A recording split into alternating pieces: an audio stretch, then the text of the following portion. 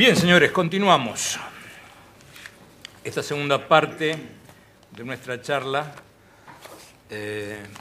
va a estar a cargo del doctor Leandro Saffi. En este caso lo voy a decir en el orden que se van a presentar. Leandro Saffi y luego a mi izquierda, por ahora, el doctor Juan Manuel Liters.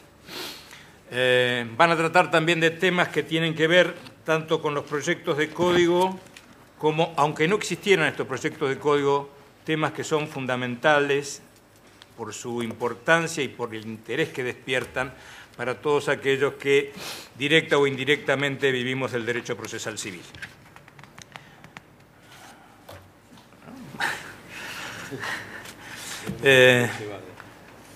Primeramente, entonces, el doctor Saffi. Bueno, muchas gracias. Es un placer compartir estas jornadas en homenaje al maestro Morelo. Agradecerle a Roberto Berizonce, que desde hace 10 años ya me viene invitando a formar parte del equipo y a traer los resultados de investigaciones que se hacen año a año o cada 2 años en el instituto respecto de los distintos temas que van surgiendo en el derecho procesal, civil y comercial.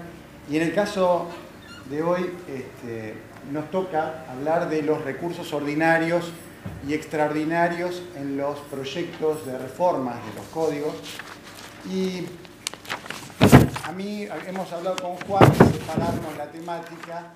Yo voy a hacer una panorámica del tema y Juan va a abordar el recurso de apelación en particular. Así que vamos a tratar de hacer lo más atractivo posible la conversación, porque en definitiva de lo que va a consistir es en comparar lo que existe actualmente en materia de recursos ordinarios y extraordinarios y las proyecciones que se piensan proponer hacia adelante como reformas. La estructura de la clase, de la charla, la pensé de esta forma. Primero, para no entrar tan crudo a esa comparación que suele ser hasta aburrida, ya la prometo, hablar un poquito de lo que sería la teoría general del error judicial o de lo que podríamos llamar la comprobabilidad o la controlabilidad, de las decisiones judiciales.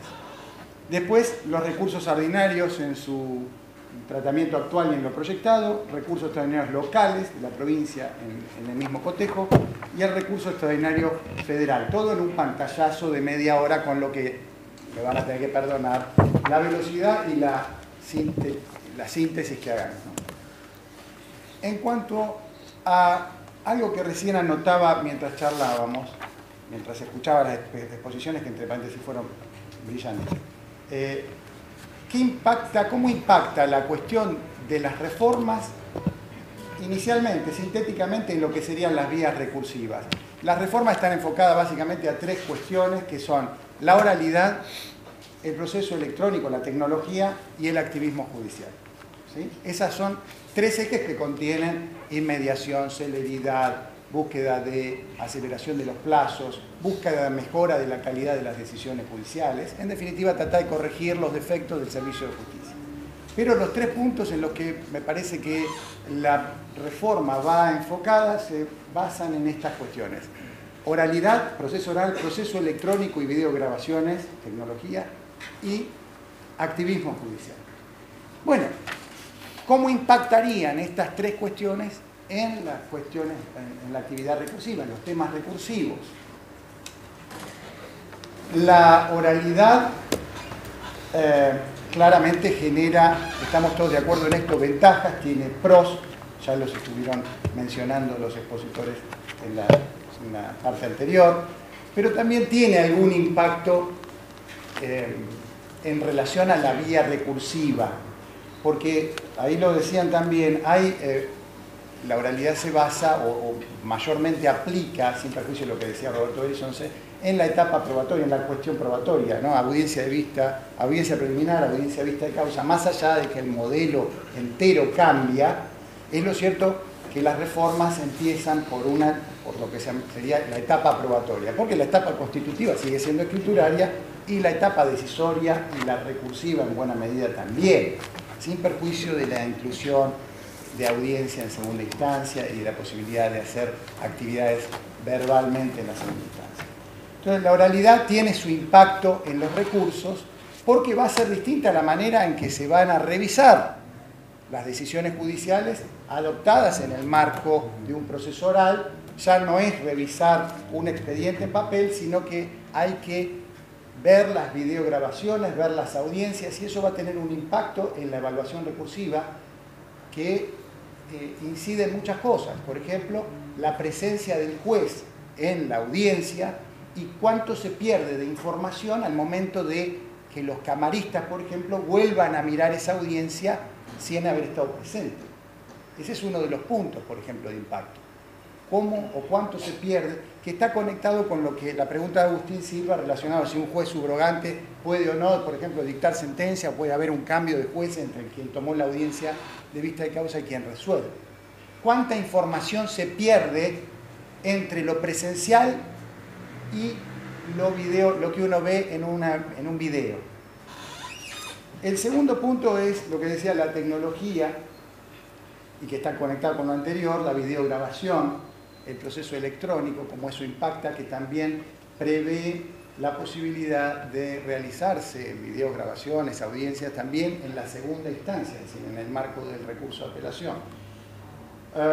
Y la tercera es el activismo judicial. El modelo de oralidad no ha implicado solamente pasar del proceso escrito a un proceso por audiencia, sino que ha llevado consigo un mayor incremento de las facultades y del rol del juez. Estuvo explicado claramente en el bloque anterior. En lo personal, yo planteo que evidentemente había un principio dispositivo exacerbado con el modelo escriturario.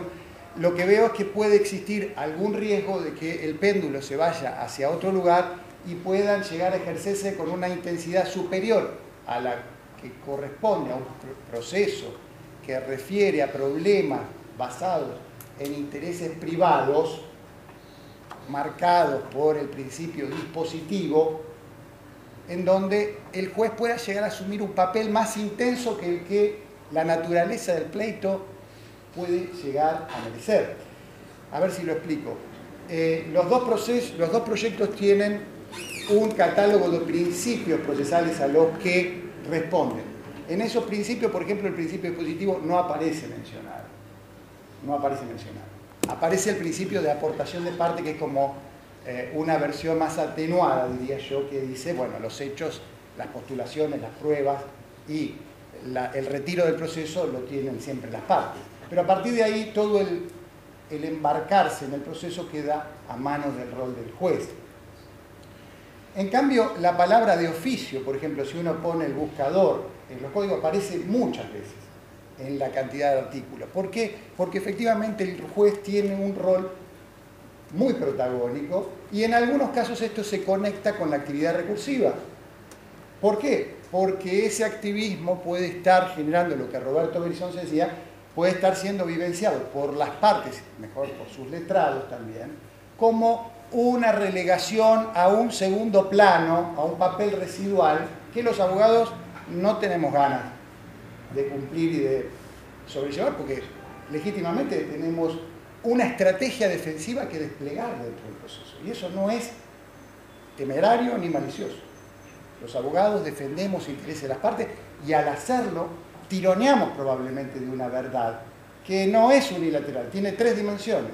Cada parte la presenta desde el lugar que responde al interés de su cliente. Pero gracias a esa dinámica, a esa dialéctica, a ese enfrentamiento de partes, es que el juez también puede redondear, como decía también Andrés, sabiendo que las partes a veces tienden no a mentir, no necesitan mentir ni ser temerarios, insisto, a mostrar los hechos desde el lugar de su interés, a redondear una síntesis después de la tesis y la antítesis. Bueno, esa es la dinámica del proceso a la que estamos acostumbrados, es la dinámica del proceso civil que ha sido la tradicional. Si no, llevaríamos la paradoja que el proceso penal se está yendo hacia un sistema, con la oralidad se está yendo hacia un sistema más adversarial, y el proceso civil con la oralidad pasaría a un proceso más inquisitivo, cosa que sería paradójico. ¿Cómo incide esto en la cuestión de los recursos? Bueno, los recursos son las herramientas que nos permiten defendernos de decisiones judiciales que consideramos desarregladas. Y hablar de los recursos presupone hablar de algo previo, interesante para comentar, y en especial estando el doctor Peñalba también en la jornada, que es que la existencia de los recursos implica que hemos aceptado la posibilidad de confrontar las decisiones judiciales con un marco normativo de referencia, con un reglamento preexistente que sirve para desempatar si las decisiones adoptadas fueron correctas o incorrectas. Si no tenemos un marco normativo de referencia, un reglamento que nos permita desempatar si la decisión fue correcta o incorrecta, se hace difícil, ahora lo vamos a ver, poder llevar a una alzada o al mismo juez un recurso diciéndole que contrario a qué. ¿Contrario a qué? Por ejemplo, para no por insistir con el tema del dictar sentencia de la audiencia preliminar sin una guía que la manifieste. Bueno, cuando él esté convencido, y toda mi prueba, y toda la prueba que yo ofrecí para postular, no, pero yo ya estoy convencido. ¿Y yo cómo hago para recurrir eso?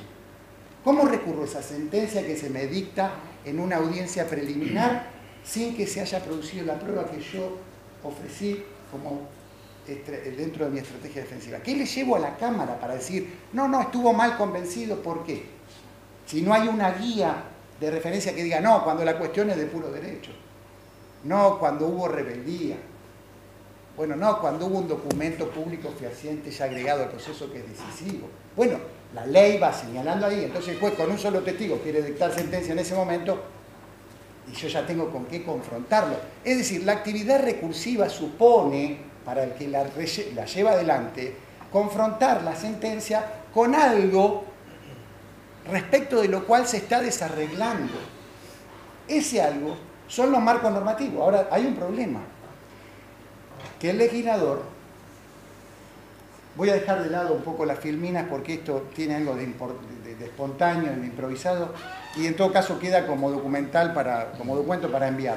El legislador cada vez está dejando espacios de menos regulación y más apertura para la discrecionalidad judicial.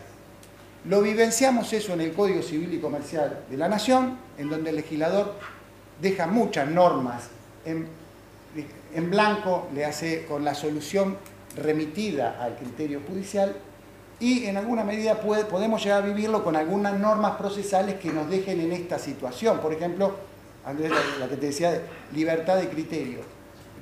¿Qué puede estar implicando esa libertad de criterio? ¿Cómo me defiendo de esa libertad de criterio?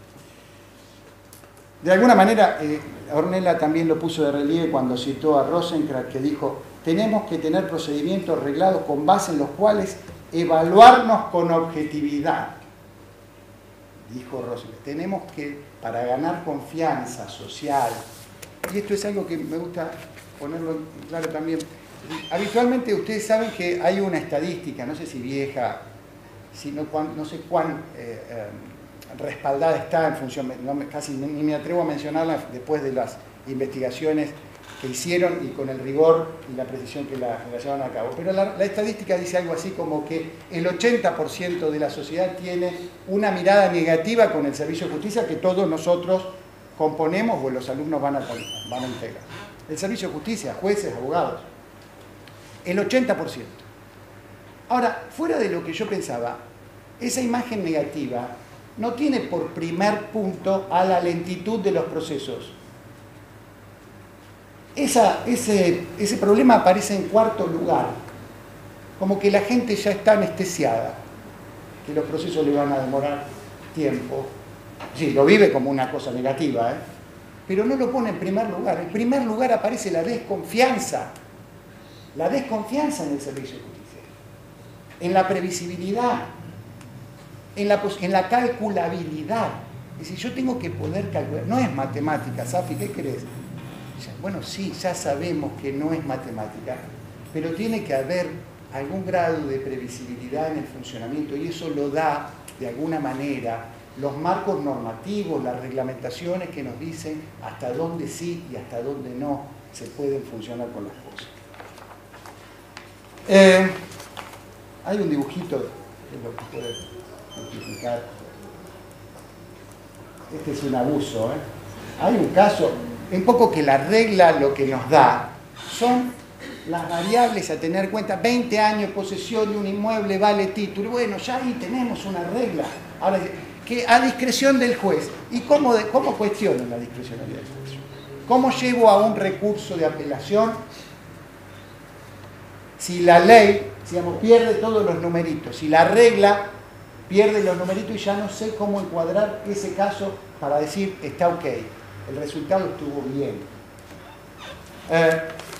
Esto es un poco lo que va en juego con una introducción a los recursos, ¿no? Que es la parte menos aburrida y la que por ahí más disputa genera o más, pero siempre con el respeto de saber que lo que decimos siempre con los alumnos, que uno no lo plantea desde el lugar de la crítica destructiva. Yo estoy de acuerdo con el proyecto de la oralidad, mi maestro está al lado mío, me ha enseñado siempre estas cosas, lo mismo Morelo. Tengo un aprecio personal por todas las personas que integran la comisión y el proyecto de reforma y además sé de las buenas intenciones de personas. Ahora, también me pregunto algunas cosas para poder generar ese debate, ese contrapunto que viene desde lejos y que podamos darle a las normas eventualmente la interpretación que necesiten para que su lectura, aún en los términos en los que figura, esté bien entendida, esté bien delimitada, tenga un anclaje doctrinario, jurisprudencial que la vaya, como todas las normas necesitan, que la vaya perfilando, que la vaya acomodando. Esto se conecta un poco también, y acá venía lo de la teoría de la argumentación y la teoría de la decisión judicial y demás, con cómo habitualmente se resuelven los conflictos, ¿no? Bueno, tradicionalmente era el caso, uno arrancaba por la pirámide jurídica por abajo, iba a las leyes, los reglamentos, si ahí encontraba la solución, le daba la vuelta al caso, se lo aplicaba y se terminó. Y eventualmente, si no había reglamentos ni leyes, es decir, si no había leyes, si las leyes eran ambiguas, o si las leyes eran o generaban una solución de intolerable injusticia, que también puede ser, para no caer en el positivismo ciego de Kelsen, ¿no? Si no había leyes, si eran ambiguas, o si la solución que arrojan da una intolerable injusticia y comprobable, y una intolerable injusticia intersubjetivamente verificable. Ya ahí viene la parte de la teoría de la decisión, la argumentación y todo lo demás. Bueno, en tal caso ahí sí subíamos por la pirámide, nos íbamos a la Constitución y los principios, y desde allá, más borrosamente, como ven ustedes, porque en la nube todo se vuelve opinable. En la nube no es que no hay principios, pero sus directrices son muy indeterminadas y pueden servir para homologar cualquier tipo de decisión que quiera dictarse dentro de una franja muy amplia. Entonces, hay la cuestión está del legislador que no define o que casi que entrega, que da por perdida la batalla entre la ley y la sentencia, porque esto también no solo implica replegar un poquito el rol del abogado, también repliega el rol del legislador, vamos a decirlo, ¿no? Legisladores que no han cumplido con quizá una labor más rigurosa, no por hacer técnico el lenguaje, al revés, para hacer un lenguaje más llano, pero que tenga más, que aporte soluciones de contenido a las disputas. Bueno, entonces, ¿qué pasa ahora? La sensación es que en vez de arrancar por la solución de los casos, por las reglas que están más cercanos a él, etc., directamente, ¡pum!, saltamos a los principios generales, porque además la Constitución y los principios son lo más importante del ordenamiento. Entonces, con ese argumento, lo que importa son los principios, las reglas van y vienen. Entonces, desde allí, y sin tener que hacerme cargo de la reglamentación y las leyes, vengo con la solución para el caso que pude encontrar y supe descubrir que no tenemos forma, desde la mirada recursiva, se nos achica la forma de contrariarlo. Por ejemplo, si yo digo, mire señor juez, esta demanda que acaba de venir a presentarse está fuera del plazo de 90 días de caducidad que prevé el artículo 18 del Código Procesal Contencioso Administrativo. Hay un almanaque, ¿sí?, que con el que contamos 90 días hábiles, y hay una norma que dice 90 días, artículo 18. Y la solución sale, bueno, por el principio indubio pro actiones, esta demanda se va a tener por temporánea y va a seguir adelante. Pero, ¿y qué pasó con los 90? No, sí, estaba dentro de los 95. ¿Y qué pasó con la norma? No, y está. Y entonces, pero no se declara ni la inconstitucionalidad, porque de última, hágase cargo, declare la inconstitucionalidad de esa norma, y a mí me deja recursivamente la posibilidad de impugnar ese. Ahora, si usted me invoca solo el principio indubio pro actiones, ¿yo qué tengo que salir a decir? No existe el indubio pro actiones. ¿Cómo me defiendo de esa situación? Entonces, todo esto de la normatividad, de la teoría de las decisiones, de la posibilidad del error judicial, etcétera, se conecta también con la posibilidad de defensa recursiva, que presupone, los recursos presuponen la existencia de reglamentos con base en los cuales vamos a controlar si una decisión se desvía o no de lo que tenía previsto el legislador a su respecto, tanto en cuestiones de forma, y allí tendremos las nulidades, como en cuestiones de contenido, y allí tendremos los desaciertos sustanciales del fallo, porque el legislador da soluciones predispuestas por las que se dejan llevar las partes al momento de litigar. Las partes al momento de llevar adelante un asunto, un juicio, tomaron en consideración las reglas. Dijeron que sí o que no, en cartas documento en función de las normas que le rigen. Si la regla que resuelve el caso aparece al final del proceso de la nada, aún por voluntad bien intencionada del juez que decida crearla en ese momento, a mí me impidieron conocer de antemano cuáles eran las normas que me iban a aplicar y ajustar mi actuación a ese respecto. Yo siempre hago un ejemplo en la clase del truco, un ejemplo del truco, pero es medio coloquial para una jornada. Voy a usar el ajedrez, que parece un poco más elegante. Es como si yo muevo un peón, y del otro lado, el caballo, ustedes saben jugar acá, me lo comen en diagonal. Y viene el juez y dice, no, pero en este caso el caballo come en diagonal. Pero no, si el caballo come 2 y 1 o 1 y 2, come salteado, ¿no? Es el alfil el que va en diagonal. Sí, pero en este caso puntual, el caballo va a comer en diagonal. No, pero ¿sabe qué pasa? Que yo no hubiera movido el peón. Yo no me hubiera expuesto a eso. No es indiferente la benevolencia con la que usted quiere resolver el caso, apartándose del esquema normativo. Porque yo me dejé llevar por esas normas para someterme al proceso, plantear recursos, asumir costas.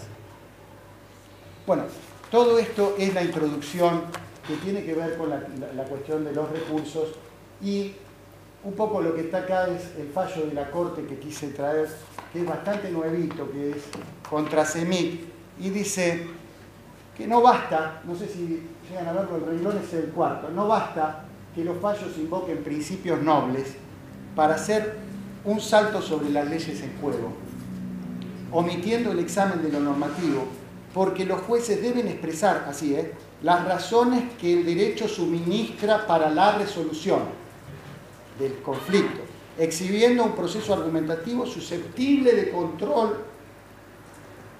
La decisión que conecta el caso con el sistema, la decisión que conecta el caso con el sistema. El derecho no es una colección errática de fallos judiciales. El derecho no es una fragmentación de normas individuales adoptadas por jueces según su arbitrio. El derecho es un ordenamiento, con todas las suavizaciones que le hemos hecho a Kelsen y todo lo demás. Sigue siendo un conjunto de normas que reglan hechos con vocación de justicia, con pretensiones axiológicas, pero un conjunto de normas, en fin. La decisión que conecta el caso con el sistema debe contener los criterios mínimos de la argumentación jurídica, es decir, justificar de qué modo se arriba a la solución a través de dicha concreción hermenéutica. Es el fallo bueno, B.D. Ponsemic, y es del 16 del 7 del 19. Es interesante porque era el derecho a la vida el que estaba en juego. Evidentemente vamos a tener que pasar por los recursos ordinarios en forma rápida. Hay modificaciones en casi todos. El de aclaratoria yo había hecho en el Código de Nación lo actual y lo nuevo. Yo les diría que para dar un solo punto, porque tengo muy poco tiempo de cada modificación, en la aclaratoria lo que cambia es el plazo de 5 días, en vez de 3 que existía, y a mi gusto algo que es criticable, que es que el juez pueda seguir aclarando la decisión hasta que queda firme. Antes decía, antes de notificarla a las partes. Ahora dice, hasta que quede firme. Es decir, que uno puede llegar a consentir una decisión de la que después se entera que el juez la corrigió a último momento o está bien, es una aclaratoria, no se preocupen tanto. Bueno, pero vamos a la reposición. En la reposición, lo mismo.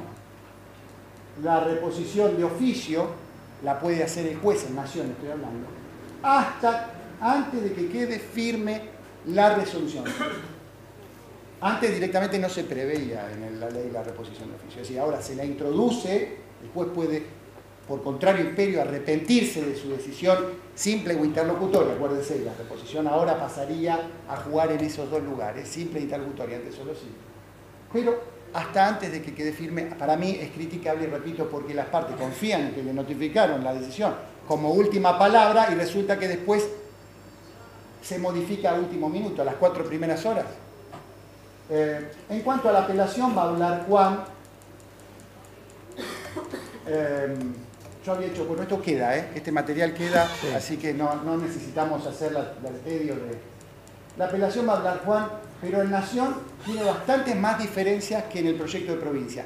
El proyecto de Código de Nación hace bastantes más cambios en el recurso de apelación respecto de lo que hay hoy, que lo que hace el proyecto de provincia, que tiene algunas cuestiones terminológicas, algunos arreglos que va a mencionar Juan. Voy a pasar directamente, si tengo en serio 5 minutos, a cerrar.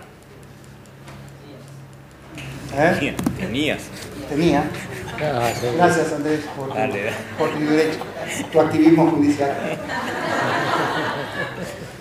Vamos a ir directamente al último, a la última filmina.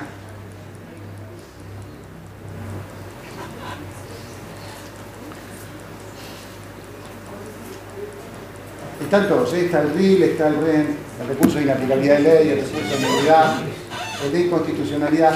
Pero la última filmina se va a tocar con lo primero, lo más divertido quizás, y tiene que ver con un caso que está un poco novelado también, les voy a confesar, pero que sirve de ejemplo de lo que hablamos.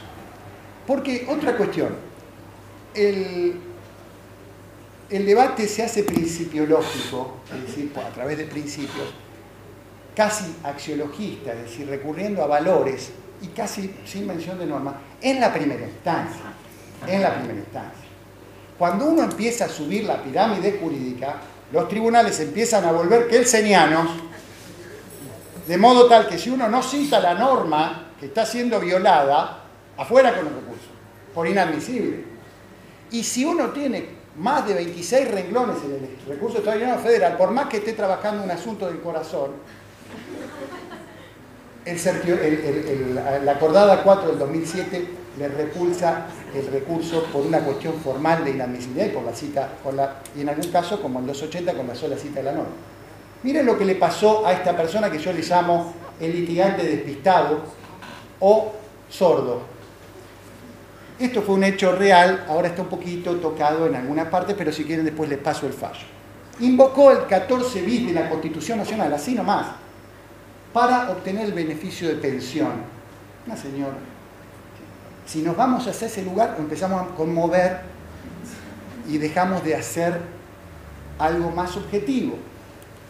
14 bis de la Constitución Nacional. El juez de primera instancia le rechaza la demanda porque dice que estaba fuera de plazo. Le aplica, por favor, es medio tedioso, pero síganme con los números.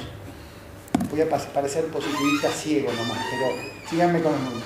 14 bis de la Constitución Nacional. El juez le dice, 18 del Código Contencioso Administrativo está fuera de plazo. La señora dice, dije 14 bis y va en la apelación con esa norma. La Cámara le declara inadmisible el recurso de apelación porque dice, no cumplió, lo dejó desierto, pero no cumplió la crítica concreta y razonada del fallo, que significaba hacerse cargo de que le habían aplicado el 18, explicar por qué sí estaba en plazo, por qué no, y en todo caso si era inconstitucional, pero seguir insistiendo con el 14 bis. Le declara inadmisible la apelación, o desierta, mejor dicho. La señora va en RIL a la Corte, dice recurso inaplicable, y dice 14 bis, dije. Y la Corte de la Provincia de Buenos Aires, con el 279, le dice, no invocó la violación de las normas que la Cámara aplicó para resolverle el caso, que era el 56 del Código Procesal Contencioso Administrativo, que a su vez remetía al 18. Y la señora, insistente, dijo 14 bis y se fue al REF a la Corte. Y la Corte le dijo 14, sí, pero de la ley 48, 14 y 15. La cuestión federal que está invocando no tiene relación directa con lo que le ha sido resuelto en todas las instancias. La cuestión federal que usted ha venido invocando no tiene relación directa, que es uno de los requisitos del REF, con las normas que le fueron siendo aplicadas en las distintas instancias. Entonces, acá vemos un ejemplo de cómo hay necesidad en la cuestión recursiva de recuperar lo que yo llamo el apego criterioso por lo normativo. Apego criterioso da cuenta de que uno no cae ni en el positivismo ciego ni en el axiologismo puro. Y creo que la síntesis está dada en eso que dije. Lo primero que hay que aplicar, y hay que tratar de ser claros con esto, es la ley. Y si la ley no existe, es ambigua o oscura, o da una solución de intolerable injusticia, allí sí ir a los principios, a sabiendas que ahí todo se vuelve más opinable y los recursos se vuelven más difíciles de justificar. Muchas gracias.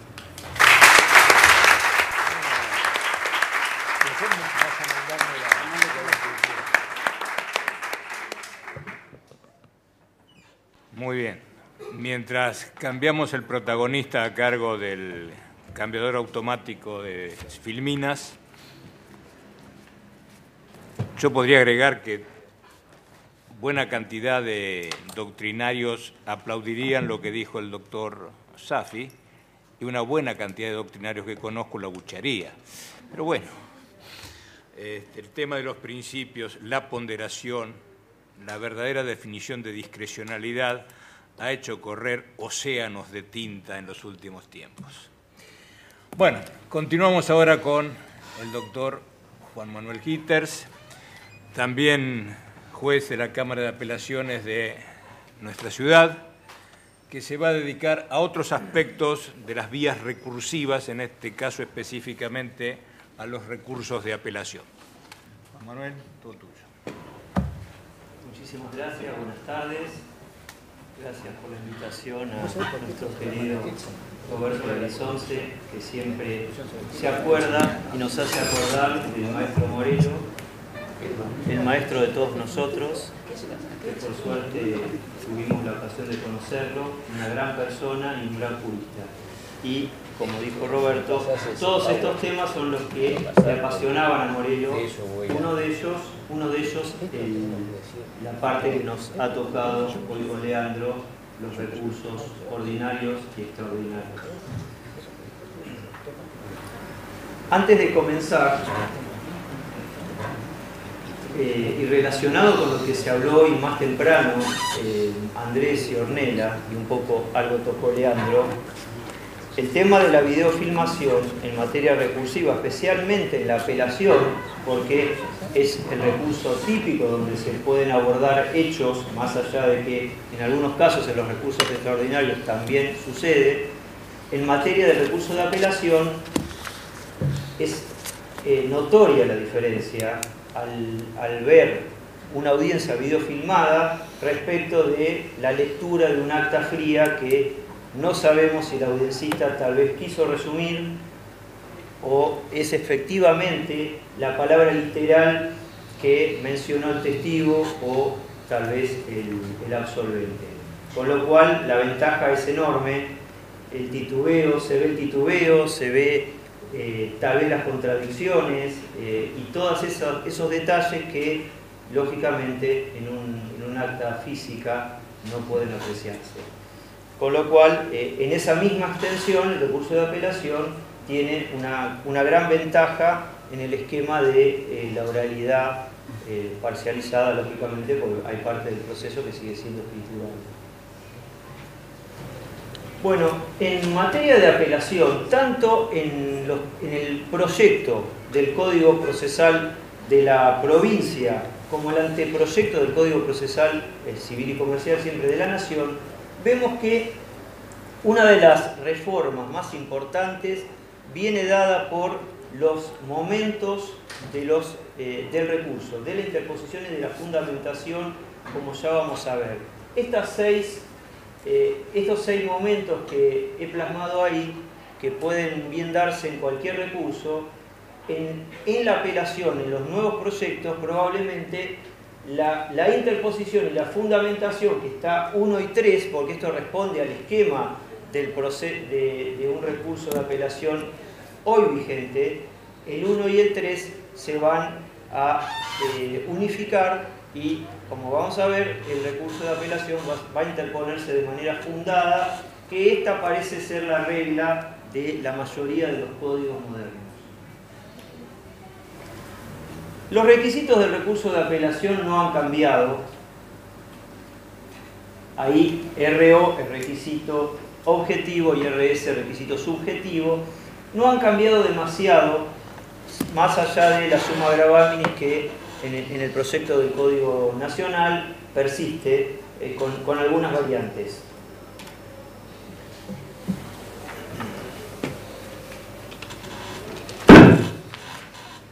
El agravio también tiene que surgir de la parte dispositiva de la sentencia. Ahí no tenemos ninguna variación. Había algunos códigos que sí lo establecían, que el agravio debía surgir de la parte dispositiva de la sentencia, pero yo no lo he visto, no es que sea un requisito, simplemente no está tratado tanto en el Código Procesal de la Nación vigente y de la provincia como en ambos proyectos. Sí hay algunas variaciones en cuanto a las restricciones a la apelabilidad vigentes tanto en las legislaciones actuales como en los proyectos.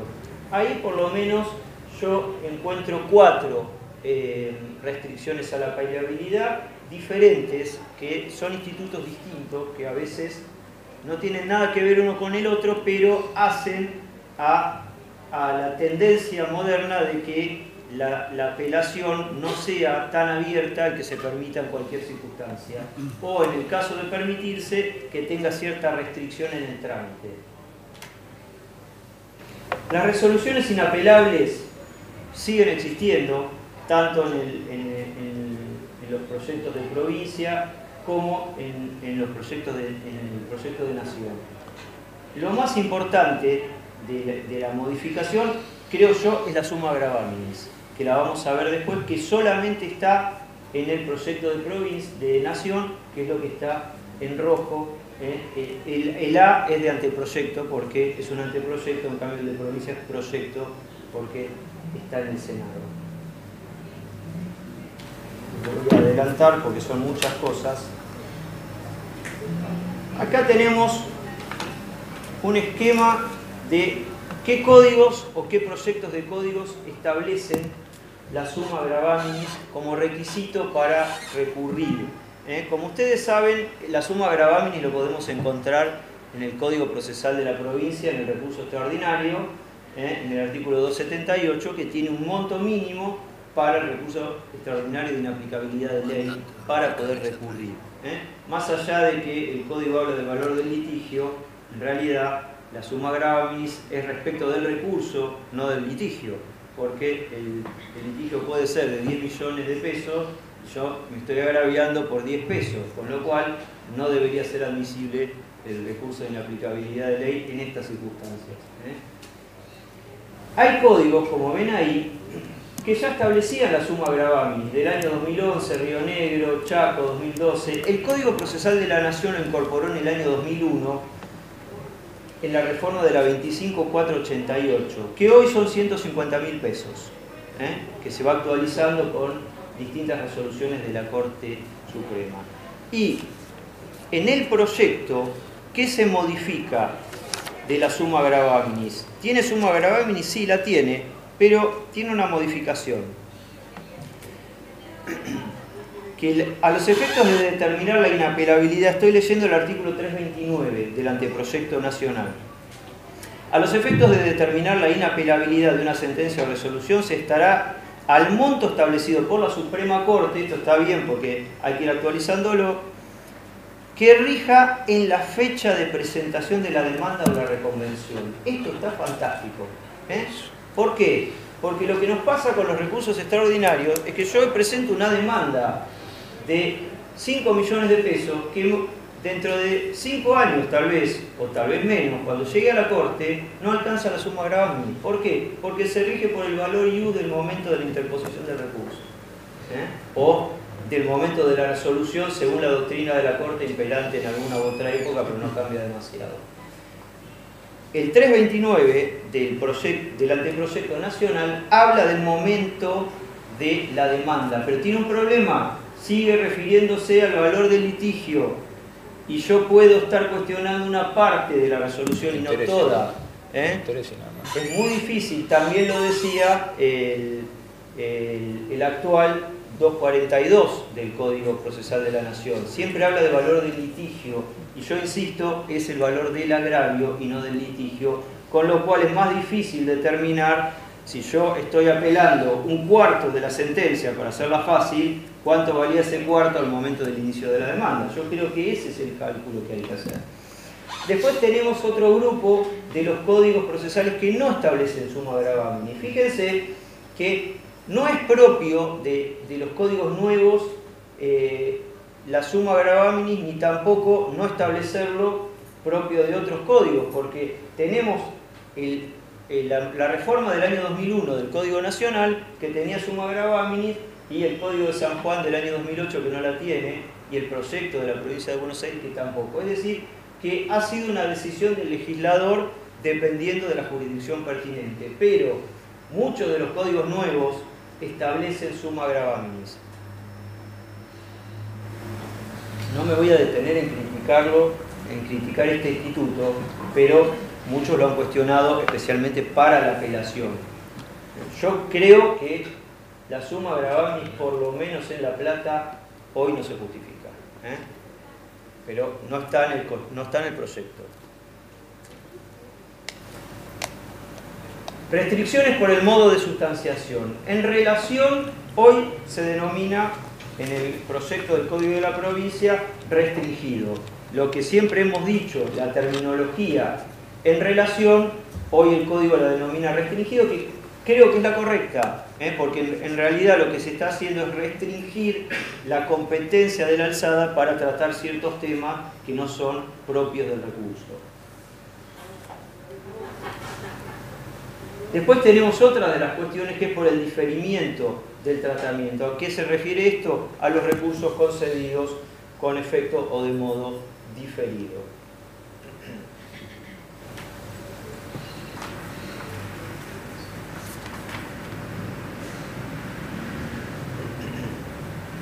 Otra de las cuestiones que limitan la apelación o la apelabilidad de las decisiones se debe a que en algunas circunstancias podemos replantear esas cuestiones ante la alzada. En estos casos puede ser por hechos nuevos, por nuevos documentos, o bien el replanteo propio de la prueba denegada en primera instancia, sobre lo cual luego me voy a detener con algunas inquietudes que me surgen en ambos proyectos. Bueno, acá están las modalidades, el término libremente del Código Procesal en el proyecto bonaerense se denomina amplio, ahora se habla de recurso amplio, en esa tónica de que uno es restringido por el modo por el conocimiento que tiene la alzada y otro es amplio precisamente porque tiene todas esas cuestiones que derivaban del artículo 255 del Código vigente que más o menos se han mantenido.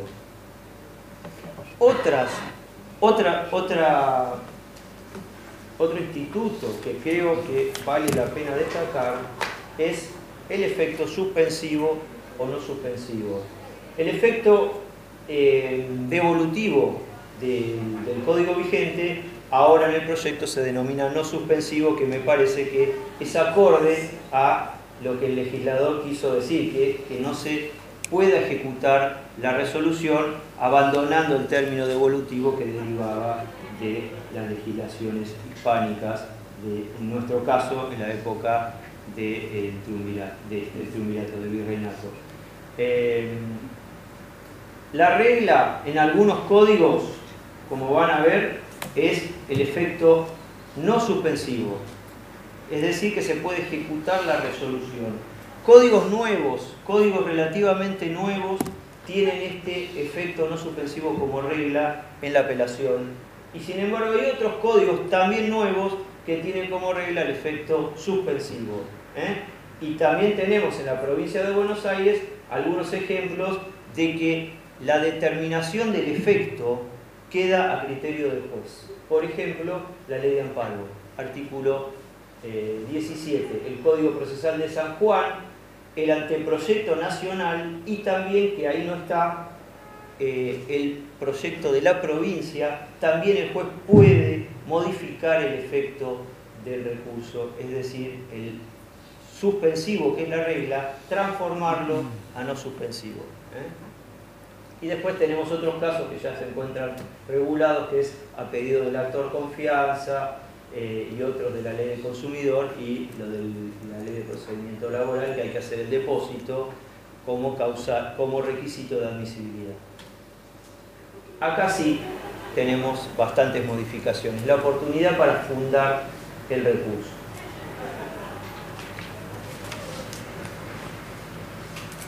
La regla de la apelación fundada parece ser lo que está imperando en la mayoría de los códigos modernos. Código Contencioso Administrativo de la Provincia, apelación fundada. Ley de Amparo, apelación fundada. Ley de Apremio, apelación fundada. Código de Tierra del Fuego, Código General del Proceso de Uruguay. Proyecto de provincia, anteproyecto de nación, apelación fundada. Lo que va a cambiar, y lo que nos interesa a nosotros, en ambos proyectos, es el plazo. Cómo la apelación fundada de una sentencia exige mayor técnica argumentativa y mayor tarea de letrado, lógicamente el plazo es mayor. En naciones de 15, en provincias de 10 y el resto de las resoluciones se apela también fundadamente, pero en el plazo de 5 días. Ahí tenemos códigos que todavía mantienen el sistema tradicional, algunos de ellos son nuevos, son relativamente modernos, como el Código de Río Negro, de Chaco, son relativamente modernos, pero mantienen el sistema tradicional de apelar y fundar en otra ocasión, y otros han adoptado, pese a esa dualidad de momentos, han adoptado la apelación fundada en otro momento, pero siempre en primera instancia. Como por ejemplo San Juan y Entre Ríos. Es decir, apelo, luego fundo, pero siempre en primera instancia. Esto es, el expediente llega a la Cámara con el recurso contestado, en el caso de que haya contestación del recurso. ¿Y qué ventajas tiene esto? En el caso de la apelación fundada, el juez de primera instancia, es cierto, va a tener que sustanciar el recurso en los supuestos de recurso libre, que antes no lo sustanciaba porque todo eso se hacía en la alzada.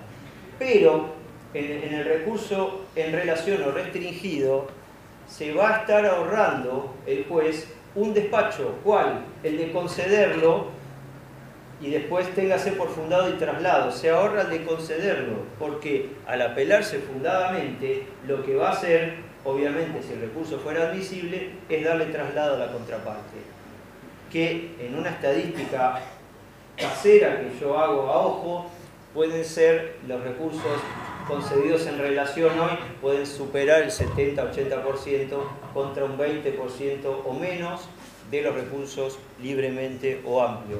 Es decir, que el juez de primera instancia puede tener un poco más de trabajo en los recursos amplios, pero va a tener muchísimo menos trabajo en los recursos hoy en relación. Y otra cuestión que se modifica, que es importante, es que en nación la aclaratoria suspende el plazo para apelar. Esto es muy importante. Esto es un sistema propio de los códigos procesales penales. En provincia se mantiene el esquema de que la aclaratoria no suspende los plazos para los recursos pertinentes.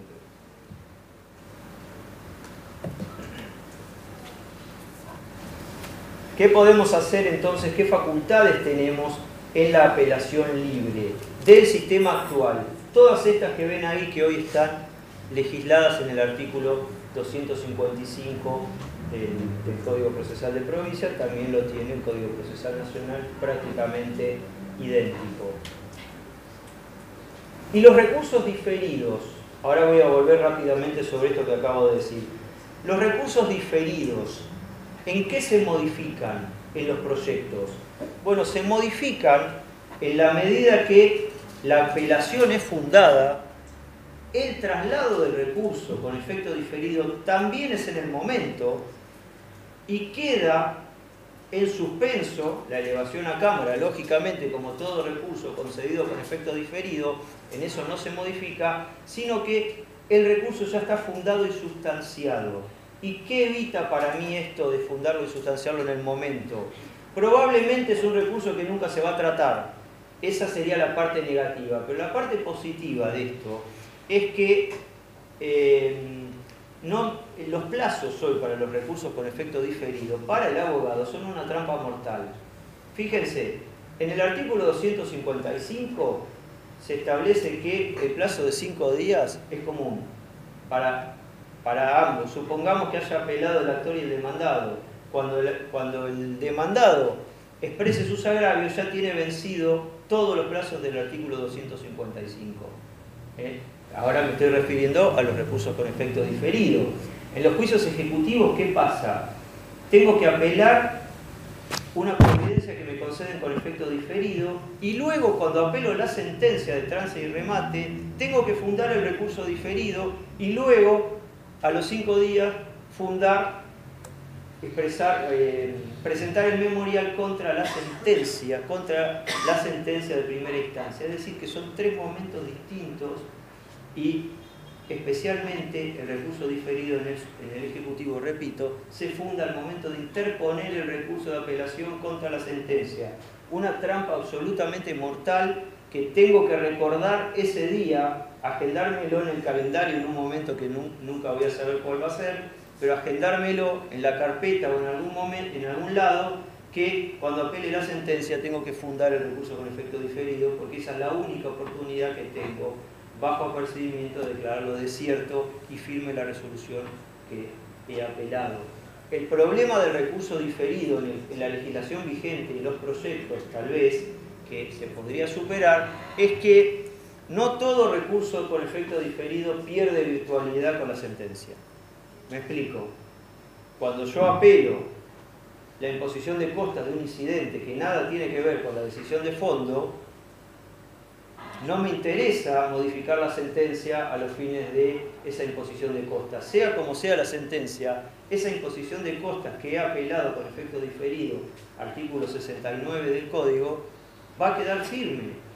Y aún modificando la sentencia, tampoco se va a modificar. Con lo cual ahí tenemos una de las críticas que siempre se le han hecho a este esquema del sistema diferido para evitar que queden firmes algunas decisiones. Ahí hay que solicitarle al juez que eleve el expediente de todos modos a la alzada para el tratamiento de los recursos con efecto, de ese recurso puntual, porque no hay muchos más que no hayan perdido virtualidad con la sentencia. El replanteo de prueba. ¿Qué sucede con el replanteo de prueba hoy en los códigos? El replanteo de prueba está previsto, ya se ha dicho y está relativamente claro en el código, que está previsto para el apelante y el apelado. ¿Por qué el apelado quiere replantear pruebas si no apeló? Para defender la sentencia, para sentarse arriba de la sentencia y evitar que la contraparte se la modifique. Tal vez para eso necesita replantear la prueba. El artículo 255 actual del Código de Provincia, y también lo hace el de Nación, habla de las partes deberán. Las partes deberán y todas las facultades del 255. Una de ellas es replantear la prueba.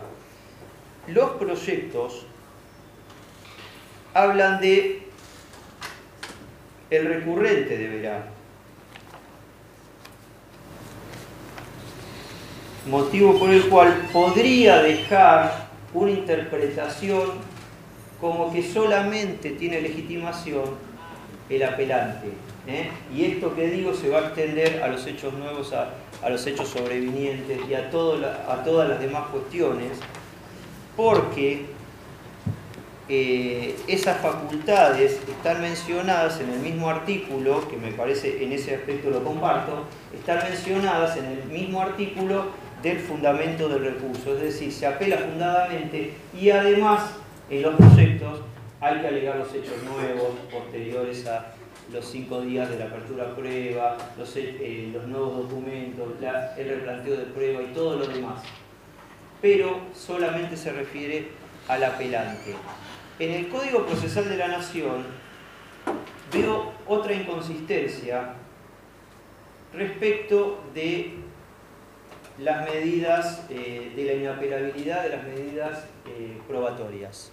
Hoy artículo 379 del Código de Nación, que se refiere a la inapelabilidad, mientras el Código de Provincia vigente alude a la irrecurribilidad. Ese problema de la irrecurribilidad está solucionado en el proyecto de provincia, donde ahora se habla de la inapelabilidad como corresponde, es el artículo 378 del proyecto. El tema es que en el proyecto de Nación, la inapelabilidad, que hoy es el 379 del Código vigente de Nación, está en el 216 y habla de que son inapelables las resoluciones de materia de prueba. Si se hubiese negado alguna medida, la parte interesada podrá solicitar a la Cámara de Apelaciones que la diligencie. Es decir, el clásico replanteo de prueba. Después, en el artículo 335, tenemos el tratamiento del efecto diferido del recurso y regula como efecto diferido el recurso de apelación con efecto diferido las medidas vinculadas al ofrecimiento o producción de la prueba. Es decir, que acá podemos tener un problema, porque por un lado me está diciendo que la replantee y por el otro lado me está diciendo que lo apele en el momento, con efecto diferido. ¿Qué debería ser un abogado diligente? Las dos cosas. Hagan las dos cosas, porque si no pueden quedar con un derecho perdido. Sin embargo, el 216 se refiere a prueba negada, es decir, prueba denegada, declarada inadmisible. El 335, inciso B del efecto diferido, habla de las medidas vinculadas con el ofrecimiento o producción de prueba. Uno parece el género y el otro parece la especie. Y después tenemos, para reafirmar el 216 del replanteo de prueba, en el mismo artículo que reemplazaría el 255, que hay que replantear la prueba, hay que pedir el replanteo de prueba en el mismo momento que apele el fondo. Con lo cual, a mí me queda por lo menos la incertidumbre de cuál es la metodología que el legislador aquí ha decidido respecto de, por lo menos las pruebas denegadas. Por lo menos las pruebas denegadas no se refiere nunca a la caducidad probatoria ni nada. Y además el tema de la legitimación, porque cuando en un lado me está diciendo que el apelante tiene que hacer esto, en otro lado me dice que son las partes, con lo cual me queda una cierta contradicción, al menos a mí, respecto de la legitimación y del trámite. Con los hechos nuevos pasa exactamente lo mismo. Muy bien. Con los hechos nuevos nos pasa algo similar, pero no tenemos el otro artículo de salvaguarda, simplemente tenemos una sola mención en la respectiva norma que alude a la apelación fundada. En el mismo momento el apelante podrá, esto lo dice el proyecto nacional y también el proyecto de provincia. Aquí no hay ninguna diferencia.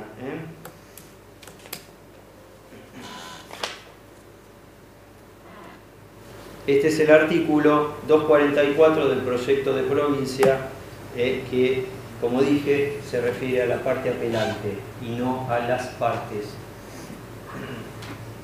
Con los nuevos documentos nos pasa exactamente lo mismo. No cambiaron los plazos, simplemente la inquietud viene dada por la legitimación para plantearlos en la alzada.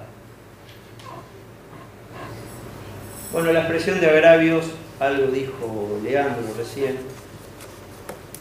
Quería simplemente mencionar un fallo que me imagino que todos lo han sentido nombrar, Municipalidad de Castelli con AMX Argentina, de la Cámara de Dolores, que criticó el esquema que el abogado planteó respecto de su expresión de agravios. Bueno, en realidad era un memorial, porque era un apremio, que había abusado de copy-pegue, copy-paste, y aludió a que más del 70% del recurso estaba conformado por el mecanismo de copiar y pegar sin explicar para qué servían los fallos o las citas que estaba empleando. Y obviamente le declaró la deserción recursiva, como se está diciendo.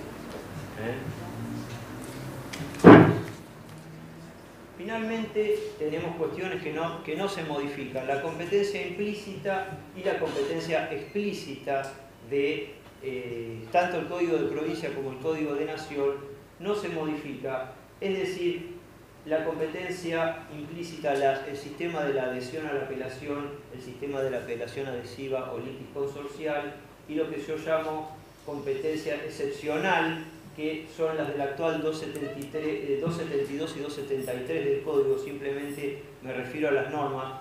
Esta técnica está más o menos repetida en el proyecto de provincia, así que no tiene mayor debate. La adecuación del régimen de las costas tiene alguna pequeña variación, pero no se modifica demasiado, así que ahí no hay demasiadas cuestiones para tratar. Simplemente lo que quería decir es que sigue habiendo en la Cámara competencia implícita, es decir que la Cámara todavía tiene el deber, pese a que no lo dice el Código, no lo dice el proyecto, todavía tiene el deber de resolver algunas cuestiones que no están planteadas en el recurso o en la contestación de agravio, tales como aquellas que fueron desplazadas en primera instancia. Ahí la Cámara, en el supuesto de revocar o modificar, pueden entrar en juego aquellas cuestiones, y desde mi humilde punto de vista, la omisión de esas cuestiones, en la medida que sean esenciales, podrían nulificar la sentencia en la medida del recurso extraordinario de nulidad, en la medida que sean esenciales, porque ahí la Cámara automáticamente tiene el deber de tratar aquellas cuestiones que habían sido desplazadas, o bien tratar si la revocación de la sentencia de primera instancia también le incide al colitigante que no apeló, más allá de lo que finalmente resuelva, porque la jurisprudencia de la Corte de la Nación y la doctrina legal de la Corte de Provincia no están de acuerdo en esto, pero más allá de lo que resuelva la Cámara, creo yo, tiene el deber de decirlo. Esta solución también se aplica al otro colitigante o no se aplica por H o por B, pero tiene el deber de tratarlo. Esto persiste, más allá de que no está tratado ni tampoco tenía que estarlo. Simplemente quería hacer esa aclaración. Bueno, muchísimas gracias.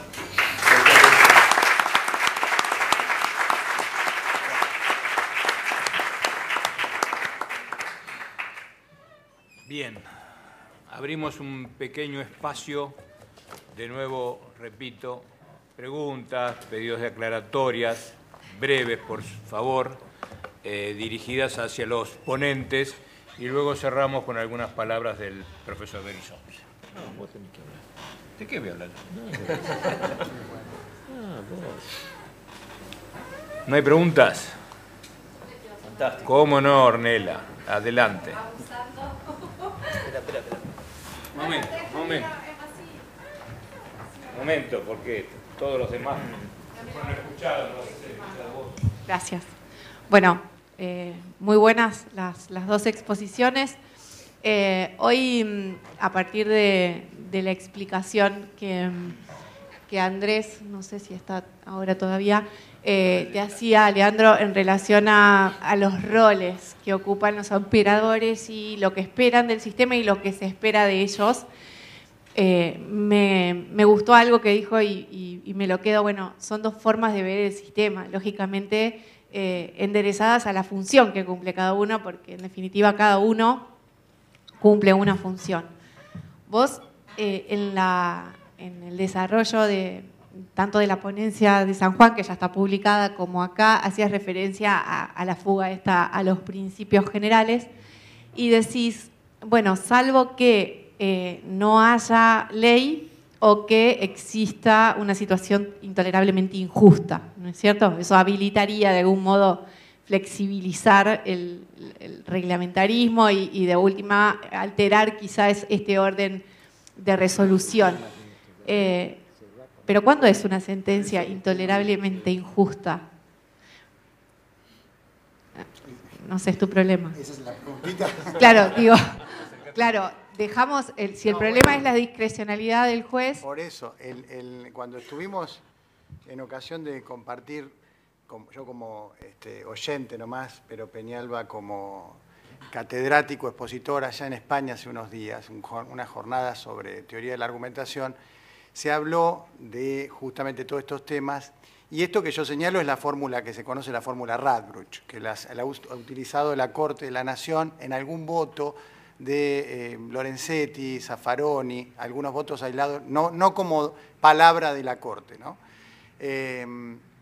Lo que justamente decían allá en las jornadas es que uno puede ir achicando la discrecionalidad, pero siempre va a haber un espacio dentro del cual el juez pueda moverse. Creo que García Amado decía algo así como, es cuestión de ponerle una jaula dentro del cual sea libre, pero que tenga un espacio reglado como para que no pensemos lo que sería la versión opuesta, que es la de la Escuela del Derecho Libre, que es con ley, sin ley o contra ley, el juez termina haciendo su voluntad en el caso concreto. Ahora, ¿qué es intolerablemente injusto? Algunos dicen, bueno, las cuestiones que se vinculan con los derechos humanos más fundamentales. Ahí hay que poner un signo de admiración o especial, porque en esos casos puede que la ley dé una solución rigurosa que haga perder de vista que lo primordial es la tutela del interés público vinculado en esos temas, que es lo que Roberto tradicionalmente viene hablando de la tutela diferenciada, la tutela procesal diferenciada, la tutela de los vulnerables, el 75, inciso 23. Ahí hay una punta posible. Otra puede ser, yo propongo, en la de España proponía en la ponencia, lo que es el abuso del derecho. Aprovechar todo lo que es la jurisprudencia vinculada con el abuso del derecho, esto es, la utilización de las normas para desviar los fines que tenían previstas y de última llevarlas a un resultado disvalioso que probablemente ni el legislador quiso tener al momento. Bueno, es un espacio para el debate, siempre muestra que la discrecionalidad está al final, ¿no?, de esas cuestiones. Pero por ahí lo que tratamos de hacer es parametrizar. Había una frase, creo que le adjudican a Galileo, que decía, mide todo lo que sea medible y lo que no lo sea, hazlo medible. Gracias. ¿Alguna pregunta más?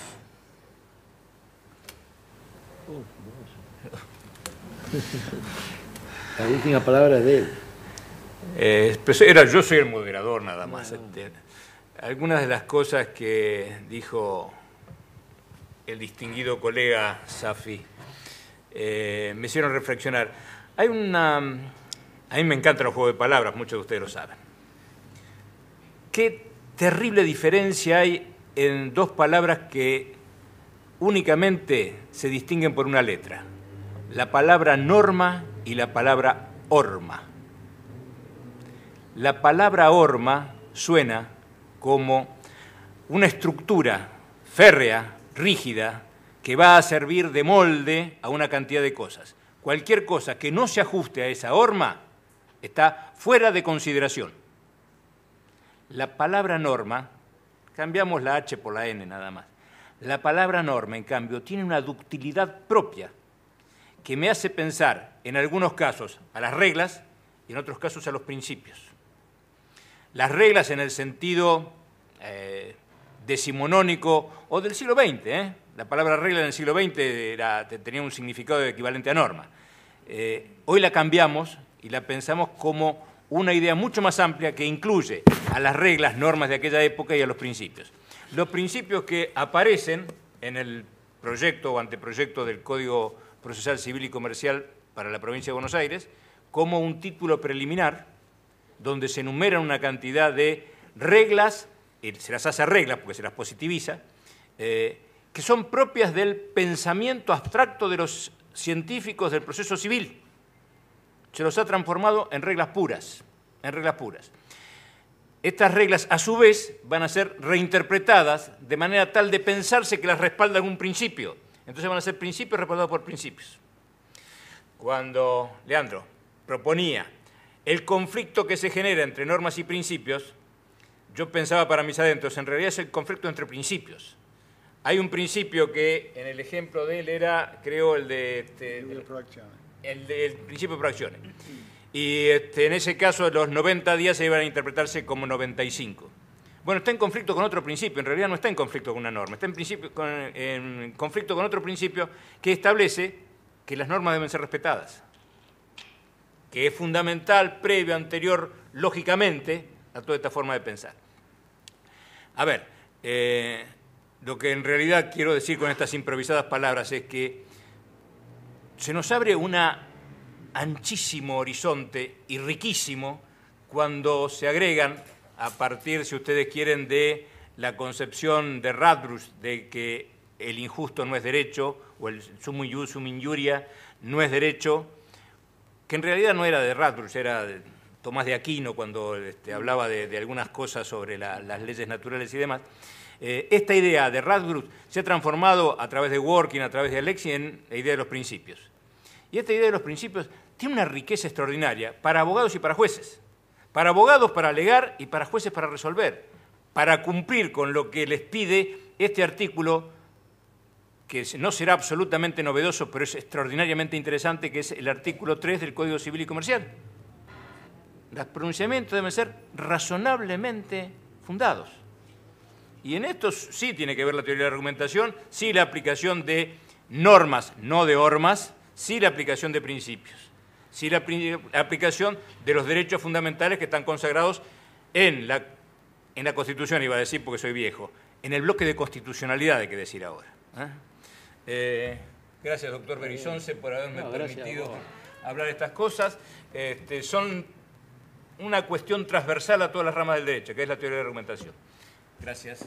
Gracias a los expositores, gracias a ustedes por su presencia.